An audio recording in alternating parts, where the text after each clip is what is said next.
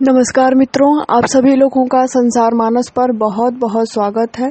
आज नवरात्रि का चौथा दिन है और आज का दिन माँ कूष्मांडा को समर्पित है। सबसे पहले तो जो लोग इस चैनल पर पहली बार आए हैं वो इस चैनल को सब्सक्राइब जरूर कर लें। माँ कूष्मांडा माँ दुर्गा के चौथे स्वरूप का प्रतीक है और माँ कूष्मांडा की पूजा अर्चना करने से सौभाग्य में वृद्धि होती है। ऐसा माना जाता है कि सृष्टि की उत्पत्ति से पहले जब चारों ओर अंधकार और अंधकार ही था, कोई जीव जंतु नहीं था, तब माँ दुर्गा ने ब्रह्मांड की रचना की थी। इसी कारण उन्हें कूष्मांडा कहा जाता है। सृष्टि की उत्पत्ति करने के कारण ही इन्हें आदिशक्ति भी कहा जाता है। आदिशक्ति अर्थात जो चिरातन काल से उपस्थित हैं। माँ कूष्मांडा की 8 भुजाएं हैं और यह सिंह पर सवार हैं।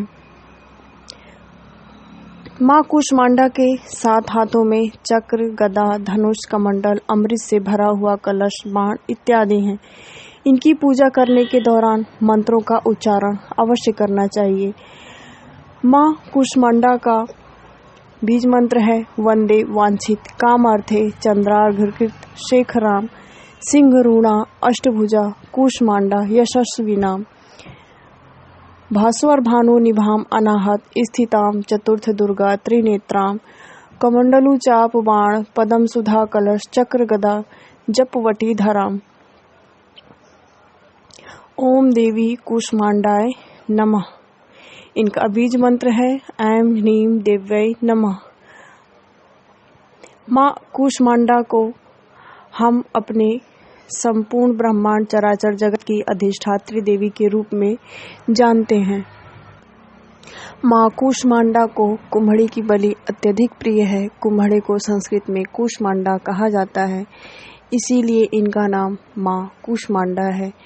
इन देवी का वास सूर्य मंडल के भीतरी लोक में है। सूर्य लोक में रहने की शक्ति क्षमता केवल इन्हीं में है, इसीलिए इनके शरीर की कांति और प्रभा सूर्य की भांति ही दैदीप्यमान है।